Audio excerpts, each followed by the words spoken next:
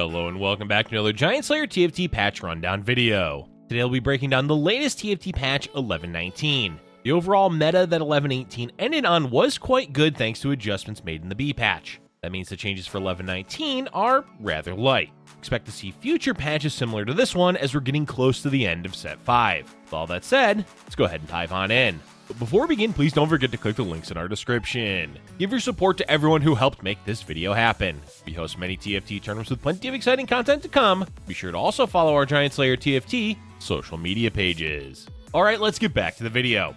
After several patches without any, patch 1119 has a few system changes to talk about before we dive into the balance adjustments. Up first is a change to the Tome of Traits. The Tome, which provides the player a choice of several different emblems when sold, has had mixed success since its debut in the mid-set. It adds a fun layer of complexity to the game as it gives players access to emblems they otherwise are unable to make from a spatula, but at the same time it does add extra variance. To tone that variance down, they're lowering the chances of a tome dropping from gold orbs by 40%. This should lead to less instances of multiple players high-rolling the exact emblem they need. Overall, this is a good change, though the increased variance from tomes may be better off left out in the next set. The other system changes to the Reforger drops from the Blessing. Of all the consumables, Reforger is one of the least useful since players have no control over what the item is reforged into. Because of that, they've removed 2 Reforgers dropping from the Blessing as it felt underwhelming to receive 2 Reforgers plus a bit of gold. Maybe if they change Reforger to be similar to the Armory where you're given random choices to choose from, it would be a more beneficial drop to have. But as is, the consumable is just a tad bit underwhelming. With all that said, this is just another good change. Now we can switch over to balance adjustments beginning with trait changes. Once again, we're seeing them alter the numbers for skirmishers as the trait continues to struggle in finding a real identity towards the late game. Basically, the meta for skirmishers throughout the mid-set has been to use 3 early game, 3 with jacks in the mid-game, and that's about it. There's only been a few instances where 6 skirmishers is worth running, and generally not into the late game. So they're buffing the max health shield scaling for 6 skirmishers to 50% from 40%. Maybe this will be enough to push skirmishers into the forefront of the meta, but more than likely all it will do is make high-rolling 6 skirmishers in Stage 3 a bit too strong, or it won't have much impact on the meta at all. Next up is Abomination. It seems like every patch is a rotation of the same 3 or 4 synergies being nerfed and buffed. Abomination has been all over the spectrum of balance adjustments from major to minor and everything in between.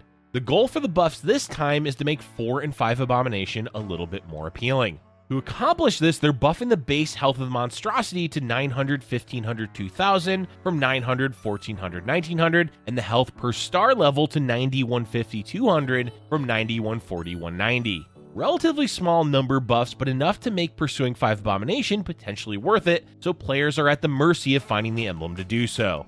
All in all, buffing 4 Abomination is a risk because it's not like the synergy is doing poorly in the meta. The reason AP comps aren't doing well isn't because Abomination is weak, it's the carry champions that are having issues. If anything, these buffs may push the Abomination a bit too far and will be left in a meta overrun by monstrosities. And the last trait change is a small buff to 4 Cannoneer with the AD scaling going up to 475% from 450%. Decent buff, along with the Tristana rework we'll touch on soon, may help Cannoneer become a real synergy once again. Keep in mind that Lucian is still a viable carry, so this does increase his effectiveness, though it shouldn't be too impactful as most compositions don't run 4 Cannoneer.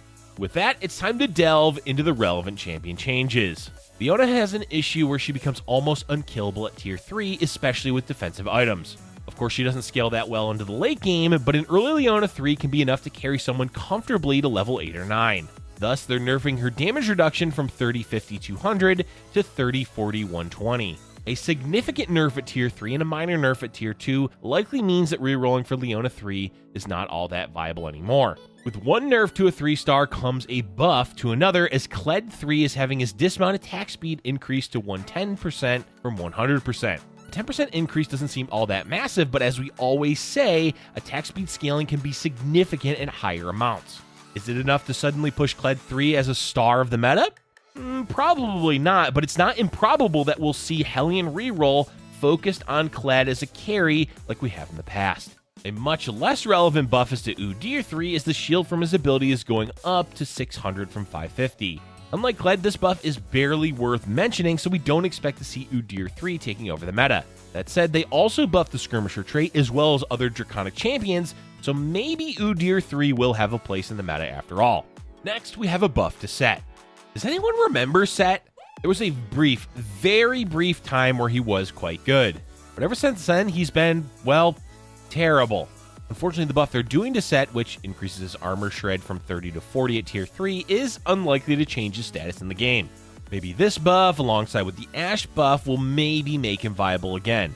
But that's a hard maybe because Set is the epitome of underwhelming. Interestingly, they're buffing Soraka's damage to 175, 275, 425 from 150, 250, 400. The Renewer reroll composition utilizes Soraka 3, and we've seen in the past that this composition can get out of control when too strong.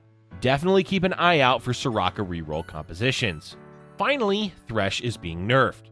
Thresh is extremely frustrating to play against because the delayed hook can win rounds with just one cast. Yes, positioning is important, but the nature of it being delayed means players are often at the mercy of pathing, and pathing can be questionable at times. The nerf increases his mana from 4080 to 8120, so the first cast remains the same. Proper positioning can save your carry from the initial hook, and the increased mana will help for the second hook as well. Overall, this is a good change that would have been well received quite a few patches ago. The first big rework of the patch is for Tristana. The major change is she will no longer jump towards the furthest enemy away, meaning your carry is safe from Tristana. Instead, she'll leap away from enemies, basically peeling herself instead of being an assassin. In addition to this change, they've lowered her range to 4 from 5, increased her attack damage to 65 from 60, and bumped her starting mana up by 10. It's hard to say if any of those number adjustments are necessary, or even enough to make Tristana relevant again, because players need time to test out the new functionality of her ability. Let's be honest, this was a needed change for Tristana. Either she's too strong or too weak, there was no real middle ground for Trist. Removing the initial assassin-like jump and going straight to peeling for herself should help them make better balance changes to her in the future. As is, we'll have to wait and see how this plays out. Next, we go into a few minor changes to Miss Fortune, Nidalee, and Riven. Miss Fortune gains 20 starting mana, Nidalee 3 gets 5% attack speed at tier 3 on her ability, and Riven gets 5% more attack damage at tier 3 on her ability. In general, buffing 3-cost champions is a good thing to promote more diverse play. None of these buffs are likely to make a huge splash in the meta, though Riven 3 buff does at least open the door for her coming back as a late game carry. Small adjustments are definitely preferable to big ones, but these buffs likely don't make much of a difference at all. A much larger change is to Ashe, who is gaining a whopping 10 attack damage, going from 60 to 70.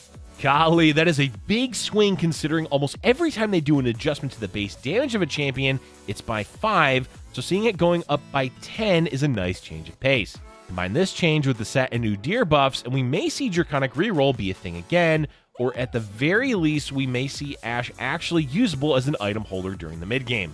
Karma's been doing better than she has throughout the mid-set, but still struggles to find solid footing in the meta.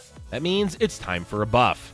First, they've increased her health to 750 from 700, which is good synergy with the Dawnbringer heal. Second, a damage buff to her ability, going from 290 to 300 at level 2. Not a significant buff, but even 10 extra damage can swing Karma into relevance because she does AoE damage and eventually spams her ability. Good changes, and maybe we'll see Karma being played more often. The second rework for 1119 is to Draven. They've added a passive to Draven that makes his attack ignore 50% of the target's armor. This is a welcome change to Draven because even though they've continually buffed him, he's still been one of the weakest 4-cost carries of the mid-set.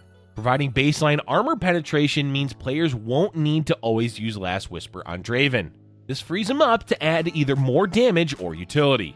But it's not all great news for Draven because this change comes with nerfs. Most notably is a reduction to his base attack damage going from 95 to 80. They've also lowered the attack damage and scaling of his ability by a fair amount at each tier. While ignoring 50% of the target's armor is a nice buff, the nerfs are quite heavy.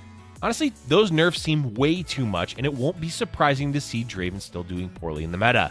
It really would have been nice to see the rework without the nerfs. At least then they could do a hotfix if he was outrageously overpowered. Garen is getting a bit of love this patch with the empowered damage of Victorious going up to 60% of the target's missing health from 50%. A nice buff for an underwhelming synergy. Oh look, buffs to Heimerdinger. Heimerdinger has suffered ever since they increased his mana pool, so to reduce that suffering, they've lowered his mana back down to 140 from 160. Still, 140 is a lot, but at least Heimerdinger 1 should be able to cast at least once per fight. Turns out, having such a massive mana pool turned Heimerdinger into one of the weakest 5 costs and only did well for players that high rolled. Definitely happy to see his mana pool lowered. They've also nerfed the turret's attack damage down to 100 from 125, but let's be honest, the damage the turret does is meaningless. Sure, it's nice, but Heimerdinger is all about dealing massive damage with his ability, not having a turret that does AD damage.